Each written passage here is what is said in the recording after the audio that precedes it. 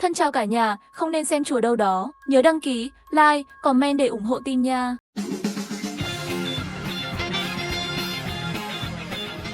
Kỳ thi đại học kết thúc rồi, học sinh phải cẩn thận khi chọn đại học. Không chỉ phải xem xét sức mạnh của giáo viên của trường này, tỷ lệ việc làm, quan trọng hơn là phải biết trước. Trường này không sạch sẽ. Bạn cùng phòng đại học của tôi luôn cười vào tai tôi vào nửa đêm. Tôi không thể chịu nổi nữa, nói với nhân viên tư vấn chuyện này. Nhưng nhân viên tư vấn kiên quyết nói với tôi là không thể. Sau này tôi mới biết, phòng của tôi không có bạn cùng phòng. Toàn bộ ký túc xá 404 chỉ có một mình tôi ở. Sau khi bị nhân viên tư vấn đuổi ra ngoài, tôi không thể tức giận khi ngủ vào ban đêm. Tôi đã bật chức năng ghi âm của điện thoại rồi. Không tin tôi thì tôi sẽ ghi âm để lại bằng chứng cho bạn. Đúng như tôi mong đợi, buổi tối lại đến bên tai tôi cười.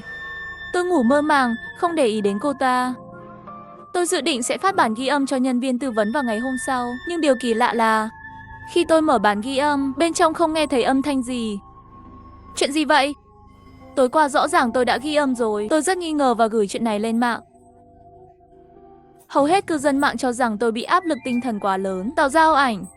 Thậm chí có người còn nói tôi là kẻ tâm thần, để tôi đến bệnh viện. Khi tôi nghi ngờ chính mình, tinh thần có vấn đề gì không? Một bình luận đã lọt vào mắt tôi. Có phải bạn đang ở phòng 404, tòa nhà số 4 của trường Đại học Đông Hải không? Sao hắn biết? Tôi chưa kịp trả lời, người kia lại gửi tin nhắn, nhanh lên đến phòng thứ 30, nếu không thì không kịp rồi. Tôi không hề do dự, lập tức chạy về phía phòng thứ 30. Bây giờ còn chưa đến nhà hàng. Tôi nhìn thấy người đánh bình luận cho tôi từ xa. Tôi hỏi thẳng anh ta, ý bạn là sao? Người đàn ông thở phào nhẹ nhõm khi xác nhận danh tính của tôi. Anh ấy nói tôi là học sinh cuối cấp đã đưa bạn 3 nhiệm kỳ. Tên tôi là Tiểu Bạch. Tôi không có hứng thú với việc này, muốn nhanh chóng biết nguyên nhân. Tôi nhắc lại ý bạn là gì. Tiểu Bạch nhìn chằm chằm tôi nói, bạn căn bản không có bạn cùng phòng. Từ đầu đến cuối phòng 404 chỉ có một mình bạn ở. Lời nói của Tiểu Bạch quá kinh khủng. Chân tôi mềm nhũn, trực tiếp rơi xuống đất. Tiểu Bạch ở bên cạnh tôi tiếp tục nói có một số chuyện. Bạn chỉ cần sử dụng bộ não của bạn để tìm ra. Bạn cùng phòng của bạn ngoài việc giao tiếp với bạn, bạn có thấy cô ta nói chuyện với ai khác không? Hay là ban ngày bạn có gặp bạn cùng phòng không? Mồ hôi của tôi không tự chủ được chảy xuống. Thật vậy, tôi chưa bao giờ nhìn thấy manh manh vào ban ngày. Sau đó nghĩ đến ghi âm và thái độ kiên quyết của cố vấn. Hóa ra là thật sự không có người như manh manh.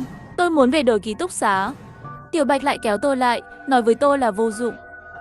Bạn đã bị theo dõi bởi 404 rồi. Nếu đổi ký túc xá, bạn sẽ chết.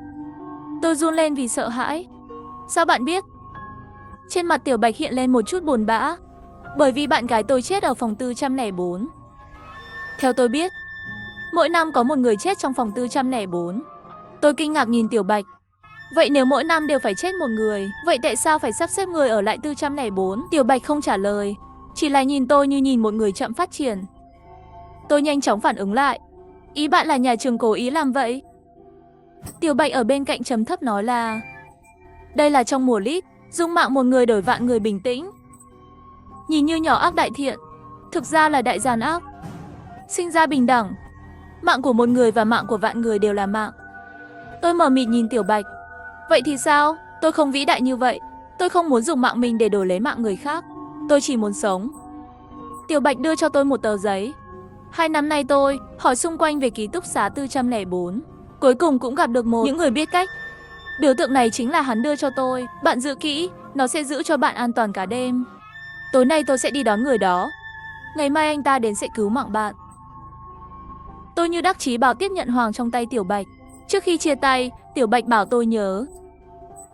Ngay khi đến ký túc xá thì ngủ. Cho dù không ngủ được cũng đừng mở mắt. Cho dù cô ta gọi thế nào đi nữa, bất kể bạn nghe thấy giọng nói của ai, đừng mở mắt. Tôi buồn bực gật đầu nói tôi biết rồi. Sau khi tôi đến ký túc xá, mặt trời đã lặn rồi. Và manh manh đang ngồi trước gương, cầm lược chải tóc không ngừng. Tóc xoa không nói ra được kỳ lạ. Tôi sợ đến mức suýt hét lên. Cuối cùng tôi vội vàng bò lên giường, dùng chăn quấn mình thật chặt. Trực tiếp không khí cũng không dám thở. Được, quần áo hoàng gia trên ngực khiến tôi có chút cảm giác an toàn. Trong mơ hồ, ngay khi tôi sắp ngủ, bên tai lại truyền đến tiếng động âm thanh. Âm thanh chói tai, Hãy để tôi tỉnh táo lại. Ngay lập tức mồ hôi lạnh thấm đẫm toàn thân tôi. Manh Manh, hắn lại đến rồi. Hắn thì thầm vào tai tôi. Tại sao bạn lại dè tin người như vậy? Người bị quỷ vương chọn làm sao có thể trốn thoát được? Hãy đến với tôi. Ngày 14 tháng 7 là sinh nhật của bạn, cũng là cái chết của bạn. Người được quỷ vương chọn là sao? Tôi ấn mạnh đôi cánh khổng lồ trong lòng, mở chăn ra. Vừa thò đầu ra, tôi nhìn thấy Manh Manh mặc một chiếc váy dài màu đỏ như máu, mặt đầy ánh sáng xanh, đang bảy lỗ chảy máu ngồi ở đầu giường của tôi, đen cười. Tôi sửng sốt nhìn Manh Manh. Hóa ra khi con người vô cùng sợ hãi, không thể gọi ra được. Đầu của Manh Manh chậm rãi tiến lại gần tôi. Những thăng trầm của trái tim làm tôi gần như không thở được. Manh Manh không làm gì cả. Cô ấy chỉ nói vào tai tôi một câu, bạn thật ngu ngốc. Tại sao bạn lại dè tin người như vậy? Sau đó, Manh Manh biến mất. Ký túc xá lại yên tĩnh. Nhưng mùi thối rữa trong không khí cho tôi biết. Mọi thứ vừa rồi đều không phải là ảo giác. Nó thực sự đã xảy ra. Ngày hôm sau cửa phòng ngủ mở ra. Tôi chạy về phía nhà ăn.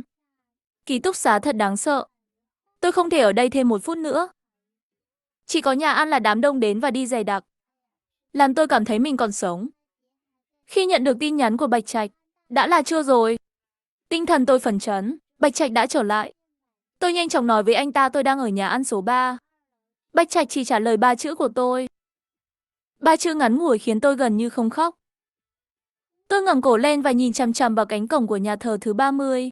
Chưa đầy 2 phút, tôi thấy bóng dáng của Bạch Trạch ở cổng nhà ăn. Sau lưng Bạch Trạch còn có một ông già gầy gò. Bạch Trạch giải thích với tôi ông già này chính là Cao Nhân. Cao Nhân ư? Tôi hơi thất vọng. Ông già này không chỉ không có một chút dáng vẻ cao nhân nên có, hơn nữa toàn thân còn lộ ra một chút tục tĩu. Có thể là ánh mắt hoài nghi của tôi quá rõ ràng. Ông già cười nói núi không cao, có tiên thì linh, nước không sâu, có rồng thì linh, da người búp bê đều là gương hoa nước trăng. Bạn không cần quan tâm quá nhiều, chỉ vài câu thôi. Tôi lập tức thay đổi quan điểm về ông già. Mũi tôi chua, xin nữa thì khóc lên đạo trưởng. Cứu tôi với, tôi thật sự không muốn chết. Cuộc sống của tôi chỉ mới bắt đầu. Tôi không muốn chết. Chú Lâm khoát tay gọi tôi là chú Lâm đi. Tôi biết mọi thứ về bạn rồi.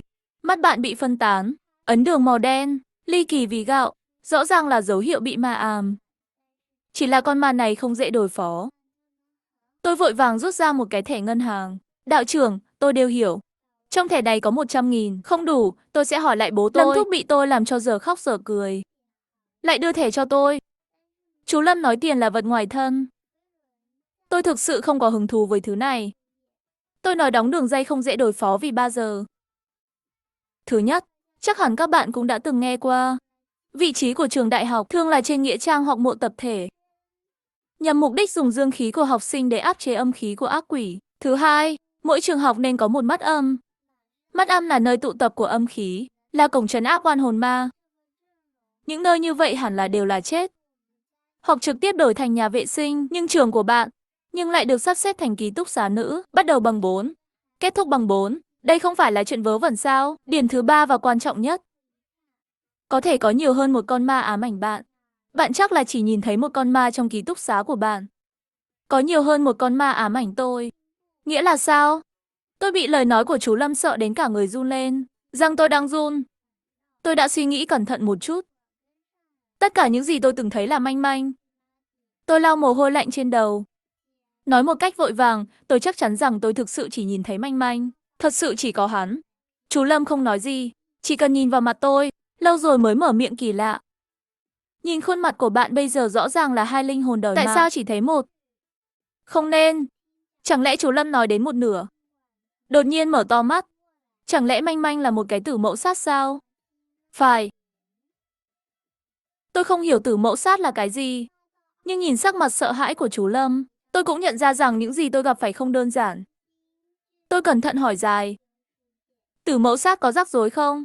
Chú Lâm cắn răng nói thai nhi chết trong bụng. Bạn nói có rắc rối không? Tức giận. Sau khi chú Lâm nói xong, tôi gục xuống bàn như một quả bóng xì hơi. Bạch Trạch vỗ vai tôi hỏi Lâm. Chú thật sự không có cách nào sao? Lâm Thúc lắc đầu nói cũng không phải hoàn toàn không có cách nào. Nhưng tốt nhất là đừng cứng rắn. Các bạn nghĩ cách kiểm tra nguyên nhân cái chết của Manh Manh này. Xem nguyên nhân hắn ở lại nhân gian là gì. Bạch Trạch không chút suy nghĩ nói không thành vấn đề. Tôi sẽ làm việc này. Sau đó chú Lâm lại xin tôi một sợi tóc. Chú Lâm buộc tóc vào một con rối nhỏ. Lại cầm bút viết cái gì trên mặt sau của con rối. Vừa viết vừa hỏi ngày tháng năm sinh của tôi. Tôi trả lời mà không cần suy nghĩ. Ngày 14 tháng 7 năm 2000. Nói đúng 12 giờ đi. Bàn tay Lâm Thư đang viết chữ. Hắn cau mày nhìn tôi một lúc lâu, mới thi thầm nói cả năm ngày mồng 1 tháng 1. Trong một thời gian, bạn hóa ra là người của âm. Tôi ngơ ngác nhìn Lâm Thúc. Không hiểu anh ta đang nói gì. Lâm Thúc nhìn tôi một lúc. Vừa thở dài nói thôi. Hy vọng là tôi nghĩ quá nhiều. Hy vọng tất cả chỉ là trùng hợp. Chú Lâm nói rồi đưa cho tôi con rối trong tay. Trước khi chuyện của Manh Manh được kiểm tra rõ ràng, đừng quay lại ký túc xá nữa. Bóng ma trong chính sách, sinh tử khó đoán. Bạn tận dụng ánh sáng ban mai, đặt con rối này trong ký túc xá của bạn. Ma sẽ nghĩ con rối này là bạn. Phần còn lại sẽ đợi sau khi kiểm tra rõ ràng. Sau khi chú Lâm nói xong tôi không dám chậm trễ nữa. Tận dụng lợi thế của chiến thắng, tôi cầm con rối, không quay đầu lại, chạy về phía ký túc xá. Sau khi đến cửa ký túc xá, tôi thở hổn hển. Tôi đứng trước cửa rất lâu, mới lấy hết dũng khí đẩy cửa đi vào ký túc xá. Ký túc xá, dưới ánh sáng mặt trời trực tiếp, ký túc xá đặc biệt sáng sủa. Nhưng dù vậy, tôi vẫn cảm thấy lạnh. Ngay cả trong khe xương cũng thấm một chút khí lạnh. Tôi nuốt nước miếng. Con rối sợ hãi, đặt dưới chăn của tôi. Ngay khi tôi vừa thở phào nhẹ nhõm, khi muốn ra khỏi cửa, bên cạnh tôi bỗng nhiên có tiếng cười. Đầu tôi không kiểm soát được, đặt sang một bên. Nhìn thấy Manh Manh đang cười đen tối với tôi. Cô ấy vẫn là chiếc váy đỏ to đó. 7 lỗ chảy máu. Hắn nói sao lại không nghe lời tôi? Tại sao bạn lại dễ dàng tin tưởng người khác như vậy? Tôi nhìn Manh Manh. Nỗi sợ hãi cực độ khiến tôi không thể nói một lời. Ngay khi tôi nghĩ mình sẽ chết ở đây, Manh Manh đột nhiên biến mất. Cơ thể tôi cũng có thể cử động, ký túc xá yên tĩnh. Bình tĩnh khiến tôi nghĩ, tất cả những gì vừa rồi có phải là lỗi của tôi không? Lúc này tôi không còn sợ hãi nữa. Tôi ngã xuống đất, nghĩ về những gì Manh Manh đã nói nhiều lần. Sao tôi lại dễ tin người khác như vậy? Nghĩa là sao? Người mà cô ta đang nói đến là ai? Bạch Trạch hay là chú Lâm? Vừa nghĩ đến đây, tôi vội vàng lắc đầu, vứt bỏ những suy nghĩ không nên có. Bạch Trạch và chú Lâm đều đang cố hết sức giúp tôi. Làm sao tôi có thể vì một câu nói bình thường của ma hãy nghi ngờ họ? Đã đến lúc tôi đến nhà ăn số 3 rồi, Bạch Trạch vẫn ở nguyên chỗ chờ tôi, nhưng chú Lâm đã đi rồi. Bạch Trạch thấy tôi, đứng dậy và đi về phía tôi. Đi thôi. 2 ngày nay một loạt đòn đánh khiến tôi có chút tê liệt. Tôi mờ mịt nhìn Bạch Trạch. Đến khách sạn nào? Lâm Thúc đã qua rồi. Tôi sẽ đưa bạn đến đó ngay bây giờ. Tôi đi theo Bạch Trạch từng bước một. Tôi nhỏ giọng hỏi bạn vì sao lại giúp tôi. Bạch Trạch vốn là bước đi như bay bước chân đột nhiên dừng lại. Rất lâu sau, anh ấy quay sang tôi và nói, bởi vì cô rất giống cô ta. Và tôi không muốn một cuộc sống vô tội nào nữa. Chôn trong phòng 404. Lương Thần, tôi đối xử tốt với bạn không cần lý do. Tôi kinh ngạc nhìn Bạch Trạch. Đây là lần đầu tiên anh ấy gọi tên tôi. Vào buổi tối, tôi nằm lăn lộn trên giường không ngủ được. Lúc này, Bạch Trạch toàn thân mùi rượu gõ cửa phòng tôi. Không nói một lời liền ôm lấy tôi. Những chuyện giữa người lớn không cần nói chi tiết. Và gần đây tôi đã bị tàn phá bởi những gì đã xảy ra với Manh Manh. Thật sự cần một cái ôm. Bạch Trạch đến đúng lúc. Và có ân với tôi. Vì vậy, tôi đã ôm anh ấy mà không cần suy nghĩ. Ngày hôm sau, khi tôi thức dậy, Bạch Trạch đã đi rồi. Khi anh ấy đến gọi tôi đến trường, chúng ta đều ngầm hiểu. Không nói gì về đêm qua. Sự hiểu biết của người lớn trong khoảnh khắc này thể hiện một cách sâu sắc và sống động. Tôi và Bạch Trạch vừa mới vào trường. Tôi cảm thấy bầu không khí ở trường không đúng lắm. Trên đường gặp bạn học mới biết. Hóa ra tối qua trên tòa nhà số 4 có người chết. Biểu cảm trên khuôn mặt của bạn học rất phóng đại. Bạn không thấy chết đâu. Tất cả đều treo cổ. Và tất cả đều mặc váy đỏ. Sợ chết người. 7 người chết rồi. Nói xong lại đến bên tai tôi. Bí ẩn nói, bạn đừng chuyển ra ngoài. Lệnh tử của trường. Ai dám chuyển ra ngoài thì trực tiếp bỏ học xử lý.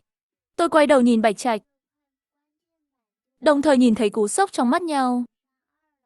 Tôi ngốc, đi theo Bạch Trạch đến phòng hồ sơ. Bạch Trạch đột nhiên dừng lại và nắm lấy tay tôi. Anh ấy nhìn tôi và nói, Lương Thần, không có gánh nặng tâm lý, không phải lỗi của bạn. Bọn họ không giết bạn. Bạn không cần phải tự trách mình ở đây. Tôi vẫn là câu nói đó, mạng của ai cũng quý giá. Mũi tôi chua, nước mắt lập tức rơi xuống. Nhưng bây giờ không phải là lúc buồn. Nếu bạn không tìm ra nguyên nhân của Manh Manh, có thể sẽ có một dòng người chết liên tục. Tôi thu dọn tâm trạng rồi, và Bạch Trạch bước nhanh về phía tập tin. Tôi và Bạch Trạch lật hồ sơ cả buổi chiều trong phòng hồ sơ, thật vất vả mới tìm được hồ sơ của Manh Manh. Nhưng trên đây chỉ có một vài miêu tả về Manh Manh. Chỉ ghi lại thời gian nhập học của cô ấy và chuyên ngành của cô ấy, tất cả đều là thông tin cá nhân cơ bản. Không có gì khác. Chính xác thì Manh Manh đã trải qua chuyện gì, không có gì trên đó cả. Tôi và Bạch Trạch mặt đối mặt đi, mắt to mắt nhỏ nhìn nhau. Sau một thời gian, Bạch Trạch mới nói cũng không phải là không có gì. Ít nhất chúng ta biết rằng Manh Manh đã vào 10 năm trước. Nhà trường cũng biết chuyên ngành của cô ta. Chúng ta có thể đi thẳng tới chỗ Manh Manh, giáo viên chuyên nghiệp 10 năm trước. Chết một người, giáo viên chắc chắn có ấn tượng. Tôi nhìn Bạch Trạch, trên mặt đầy nụ cười cay đắng. Chúng tôi không thân với giáo viên. Tại sao giáo viên lại nói với chúng tôi? Giáo viên sẽ cho chúng tôi biết. Bạch Trạch kiên định nhìn tôi. Chỉ dựa vào những năm qua Manh Manh đã hại chết nhiều người như vậy. Chỉ dựa vào họ làm gương cho người khác.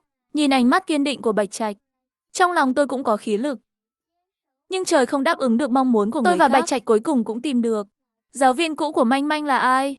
Nhưng lại bị nói là 2 ngày nay cô giáo này đi công tác rồi, sớm nhất cũng phải 1 tháng nữa mới có thể về. Tôi yếu đuối trên mặt đất. 7 người chết 1 ngày. 1 tháng. Phải làm sao đây? Bạch Trạch kéo tôi lên khỏi mặt đất. Vẫn chưa đến mức núi cạn nước. Đi với tôi để tìm chú Lâm. Khi tôi và Bạch Trạch gặp chú Lâm đang cau mày. Có một cái không có cái nào hút thuốc lá mồ hôi. Tôi và Bạch Trạch vẫn chưa nói chuyện. Lâm Thúc liền thở dài nói cái gì cũng không cần nói. Tôi biết rồi. Ngay phía trên Đại học Nam Thành, mây đen đè lên đỉnh, âm khí đại thịnh. Chắc tối hôm qua lại có rất nhiều người chết. Bạch Trạch sắc mặt khó coi gật đầu. 7 người đã chết. Lâm Thúc hút thuốc tay run lên. Chắc chứ. Xem ra con búp bê tối qua bị ma quỷ nhìn thấu rồi. Sau khi nói xong câu này, chú Lâm như già đi 10 tuổi. Tôi không giết người. Lại vì ta mà chết. Bạch Trạch thì ngồi xổm trước mặt Lâm Thúc. Chú Lâm không trách bạn. Họ sẽ không chết. Có người khác chết. Chúng ta thay vì ở đây thương xót, tốt hơn là tìm cách giải quyết vấn đề này. Người trong cuộc chuyện này phải 1 tháng nữa mới về. Trong tháng này, bạn có cách nào ngăn chặn Manh Manh không? Chú Lâm ngẩng đầu lên, đôi mắt đục ngầu nhìn chằm chằm vào tôi. Chỉ có thể dùng âm để ép âm. Chú Lâm bảo tôi về phòng 404 trước. Tôi chưa nói gì cả. Bạch Trạch tiên gấp rồi. Chú Lâm, vậy làm sao được? Manh Manh sẽ chết khi trở về phòng 404. Chú Lâm lắc đầu. Chắc chắn là Manh Manh sẽ không chết. Mệnh cách của hắn cực âm cực lạnh. Cho dù là lệ quỷ muốn giết hắn cũng không dễ dàng như vậy. Tôi cười khổ. Nói chú Lâm, tôi nghe lời chú. Tôi quay lại. Tôi không muốn hy sinh bản thân vì người khác. Nhưng giống nhau, tôi cũng không muốn sống vì bản thân mình, để người khác chết. Chú Lâm lắc tay, lấy ra một miếng ngọc bội từ trong túi quần, giao cho tôi, cô gái. Mảnh ngọc bội này bạn cất đi, đây là do tổ tiên của sư môn tôi chuyển lại. Bạn phải nhớ, bất kể lúc nào cũng đừng rời đi. Mảnh ngọc bội này ít nhất có thể bảo vệ mạng sống của bạn 1 tháng. Chỉ cần Ngọc Bì không rời thân, cho dù là tử mẫu sát cũng không thể tới gần bạn. Tôi nhận lấy ngọc bội trong tay chú Lâm. Nhiệt độ xúc tu, làm cho trái tim tôi cũng ổn định rất nhiều. Mặc dù có sự đảm bảo của Lâm Thúc, ngoài ra còn có ngọc bội treo trên cổ, nhưng tôi vẫn sợ. Ở trước cửa ký túc xá rất lâu. Tôi mới lấy hết can đảm đẩy cửa phòng 404. May mắn thay, ký túc xá hoàn toàn không có gì không nên có. Tôi đã uống vài viên melatonin, che chăn rồi ngủ. Lúc nửa đêm, tôi bị đánh thức. Vừa mở mắt, tôi thấy Manh Manh cách tôi 2 mét. Nhìn chằm chằm vào tôi. Váy đỏ máu và khuôn mặt xanh xám. Tác động trực quan lớn được hình thành.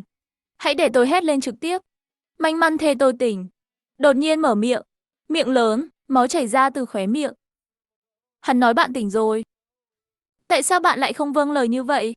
Tại sao bạn lại dễ dàng tin tưởng người khác như vậy? Manh Manh nói. Từng bước lại gần tôi. Trái tim tôi cũng từ từ run lên. Chỉ cách tôi 1 bước chân thôi. Khi ngọc bội trước ngực tôi đột nhiên trở nên nóng lên. lập tức phát ra một luồng ánh sáng rực rỡ. Manh Manh hét lên, rồi người đó biến mất. Tôi sợ hãi nằm trên giường, thở hổn hển. Giờ tôi mới nhận ra, thì ra chú Lâm nói Manh Manh không thể làm gì tôi là thật. Tâm tôi ổn định hơn một chút, nằm trên giường ngủ không kiêng dè. Ngày hôm sau Bạch Trạch gọi tôi ra ngoài rất sớm, mặt căng thẳng hỏi tôi thế nào rồi. Tôi không muốn làm Bạch Trạch lo lắng, tôi đã nói dối rằng Manh Manh không đến tối qua. Tôi ngủ rất ngon. Tôi nói xong, Bạch Trạch im lặng, nhìn tôi như thể đang suy nghĩ. Nhưng hắn nhanh chóng trở lại bình thường. Bạch Trạch nói không quấy rối bạn. Tốt đấy. Những ngày sau đó cứ như vậy từng ngày trôi qua. Manh Manh mặc dù vẫn là mỗi đêm sẽ xuất hiện ở đầu giường của tôi, nhưng bởi vì có ngọc bội của Lâm Thúc, cho nên tôi càng ngày càng không có gì phải sợ. Bước ngoặt là 20 ngày sau. Tôi phát hiện người thân của tôi vẫn chưa đến.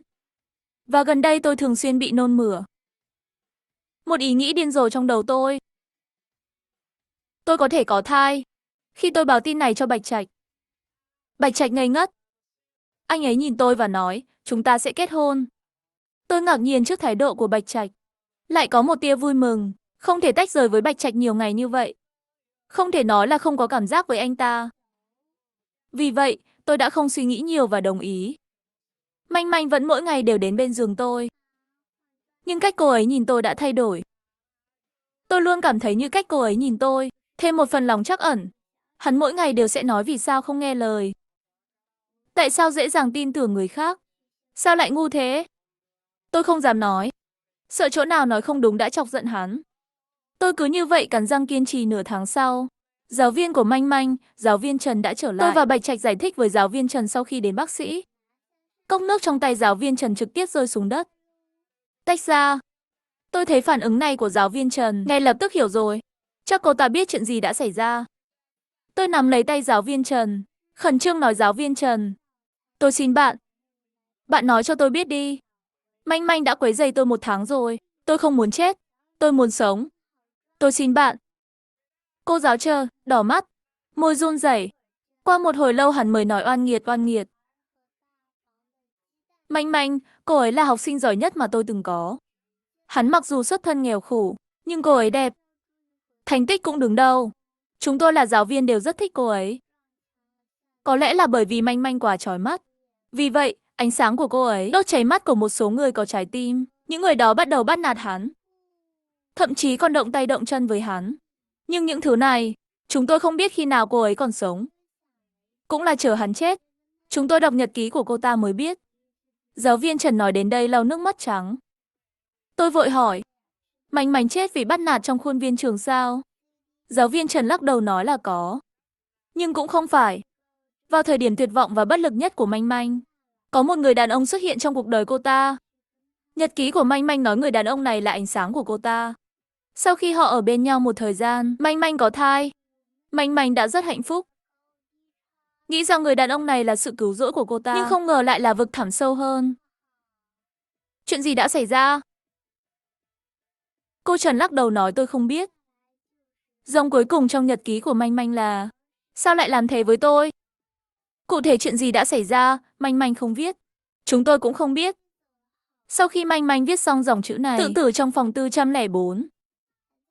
Ký túc xá 404 vốn là một ký túc xá nhàn rỗi, trên một cái khóa đặc biệt lớn. Không ai biết làm thế nào mà một cô gái nhỏ lại tháo được ổ khóa. Nói đến đây, ngón tay của giáo viên Trần không ngừng run rẩy. Manh Manh chết thảm hại quá. Tôi có chút nghi ngờ. Không phải Manh Manh đã treo cổ tự tử sao? Làm sao còn có thể chết? Cô Trần lắc đầu. Nước mắt chảy không kiểm soát được. Nguyên nhân của Manh Manh là treo cổ. Nhưng trước khi hắn treo cổ, có người mạnh mẽ cắt bụng dưới của hắn ra. Lấy thai nhi đã hình thành của cô ta ra. Máu quá. Váy trắng như tuyết nhuộm thành màu đỏ. Tôi ngạc nhiên. Chiếc váy ban đầu của Manh Manh có phải là màu trắng không? Cô Trần tiếp tục nói sau khi Manh Manh chết. Phòng 404 không sạch sẽ lắm. Những người từng bắt nạt Manh Manh, từng người một chết trong phòng 404. Một người chết còn tệ hơn một người. Tôi thì thầm bên cạnh một câu chết còn đáng tội. Giáo viên Trần nhìn tôi một cách ác độc, lập tức buông tay nói, là những người đã từng bắt nạt Manh Manh. Thật sự là chết có tội. Nhưng chỉ riêng cái chết của những người đó không được tính, còn có liên tiếp có học sinh vô tội chết thảm. Thậm chí bọn họ cũng không biết manh manh. Sau này nhà trường thấy chuyện này xảy ra quá lớn, buộc phải tìm một cao nhân đến làm một việc pháp. Cho đến nay 404 ký túc xá mới được coi là yên tĩnh.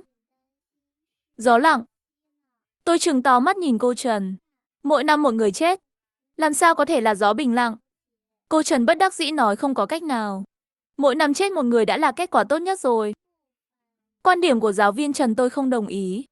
Tôi cũng không muốn nói chuyện với cô ta nữa. Tôi trực tiếp hỏi giáo viên Trần.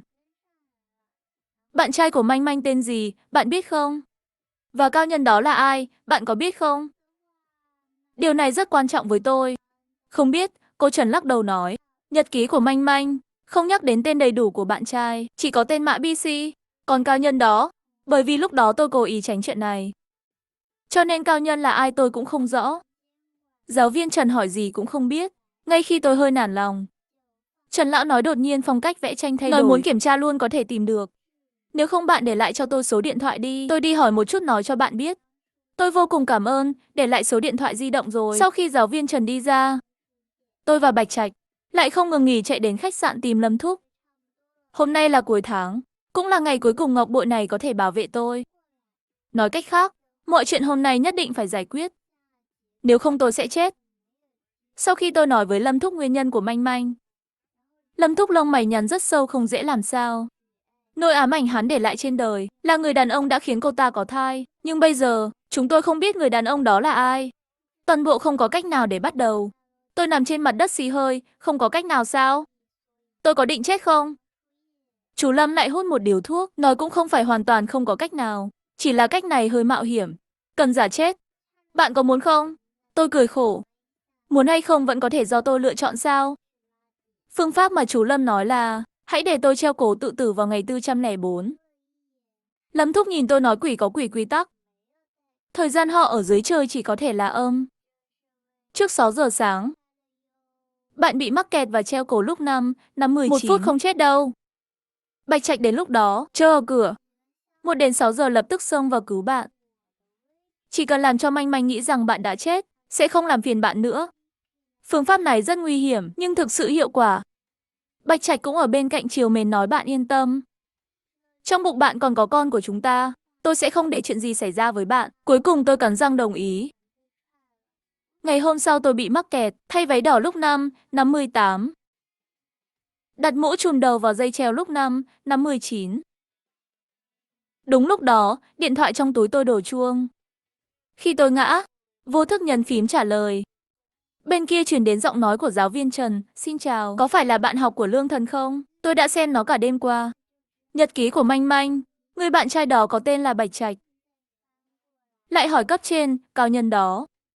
Mọi người đều gọi anh ấy là chú Lâm. Bạn học Lương Thần, bạn có nghe không? Tôi đang nghe đây, nhưng đã muộn rồi. Khi tôi chết đứng, Manh Manh lại xuất hiện trước mặt tôi. Trên mặt hắn vẫn còn có tiếng khóc. Tại sao lại dễ dàng tin tưởng người khác? Tại sao phải tin? Trên thế giới này có những điều tốt đẹp không có lý do. Tại sao phải tin người khác vô cớ? Lúc đầu tôi nghĩ cô ấy đang nói về chính mình. Bây giờ tôi mới hiểu. Hóa ra cô ta đang nói về tôi. Rất dữ dội. Khi tôi chết, tôi không trách ai cả.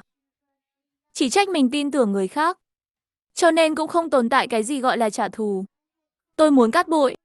Đất về đất nhưng chẳng không giống nhau. Hắn cắt bụng tôi. Dùng con tôi làm đòn bẩy. Đe dọa tôi giết người liên tục. Để nâng cao âm khí của phòng 404. Cho đến khi Lương Thần đến ký túc xá này, Bạch Trạch đặc biệt coi trọng Lương Thần. Hắn nói, Lương Thần là từ âm mệnh các trăm năm hiếm thấy. Hắn bảo tôi hợp tác với hắn. Hắn phải để cho Lương Thần mang thai đứa con của hắn. Tự nguyện chết. Chỉ cần Lương Thần chết, hàng chục ngàn người chết dưới Đại học Nam Thành, không thể trấn áp được nữa. Đến lúc đó, Đại học Nam Thành sẽ biến thành một trò cười hoàn toàn. Nhưng tôi không muốn bị ngược đãi. Nhưng rồi Bạch Trạch lại đe dọa con tôi. Cho nên tôi cứ lắc lư trong rối rắm. Một mặt phối hợp với Bạch Trạch hạ Lương Thần. Mặt khác, tôi lại luôn khuyên Lương Thần dường như có dường như không có. Nhưng Lương Thần không nghe lời tôi. Tôi chỉ có thể trơ mắt nhìn. Lương Thần từng bước đi vào Bạch Trạch. Và trong cái bẫy mà Lâm Thúc đã gài cho hắn. Cho đến khi chết. Khoảnh khắc trước khi chết, Tôi biết mọi kế hoạch của Bạch Trạch. Trong mong đợi của tôi, cũng ngoài mong đợi của tôi, hắn không hề để lộ bất cứ dấu vết nào. Chỉ là tôi chưa bao giờ tin trên thế giới này sẽ tốt đẹp vô cớ. Tôi chưa bao giờ tin tưởng Bạch Trạch.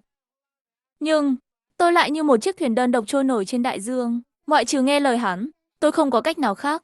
Khoảnh khắc phát hiện mình có thai, tôi đã bị sốc. Tin tức mang thai tôi nói với Bạch Trạch lúc sáng. Khi anh ấy bảo tôi giữ đứa bé lại, tôi đồng ý mà không cần suy nghĩ. Không có gì khác, chỉ để có thể sử dụng anh ta tốt hơn.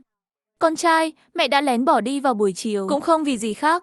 Cho dù tôi còn sống hay đã chết, không nên có một đứa con trở thành gánh nặng cho tôi. Cũng không ngờ chỉ vì hành động vô ý này của tôi, làm hỏng toàn bộ kế hoạch của Bạch Trạch. Toàn văn, cái tiếp theo thú vị hơn.